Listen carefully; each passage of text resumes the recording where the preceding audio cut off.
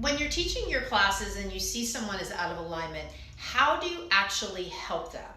When you're watching them, do you have a sense of why they might be out of alignment? And what could you say to help sort of correct the position they're in the pose? I mean, this really is asking, is there a way to apply anatomy to movement? And of course, the answer is yes. So let's take an example of extended side angle moving into a half bind, and something that I bet you're already seeing in your classes. When you're teaching extended side angle and you decide to take them into a half bind, for the most part, you probably see pretty good alignment. I would consider this, the body is sort of in line in the frontal plane here. You don't have people hanging over. But once they go for the double bind, maybe you're teaching it, or maybe some students just do it on their own.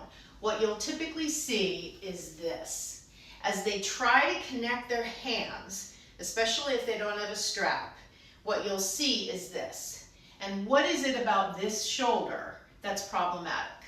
Well, the problem is this shoulder is now internally rotating. And the alignment of the posture is both shoulders are in external rotation.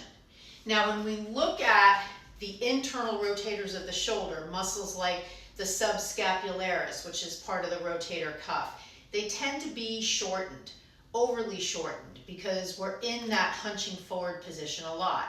And when we look at the muscles that do the opposite, external rotation, these are muscles on the back, like the teres minor and the infraspinatus that connect the scapula to the humerus. These tend to be weak and/or overstretched. And so that's why it's so important for you as a yoga teacher to understand these muscles and how to apply this knowledge to teaching. Because when you understand this probable imbalance that a lot of people are going to have, it informs the cues you give. So the first approach is simply to not teach the double bind, and if somebody wants to take it, they can take it. But the better approach, really, knowing that a lot of people are going to try to go for the double bind, is to give them a cue to move the upper shoulder back or roll the upper shoulder back, align the upper body over the front leg, and use a strap. Because if they have a strap in the hand behind, they can reach underneath the thigh and grab it. And with that extra length, they'll be able to externally rotate the shoulder so that the body is once again completely aligned in this frontal plane. The frontal plane is this plane that divides the body into a front and a back. So as you're watching this, what's coming up for you? I'm super curious, because this is the kind of conversation that gets to a really important concept I talk about all the time, which is understanding the why behind the cue.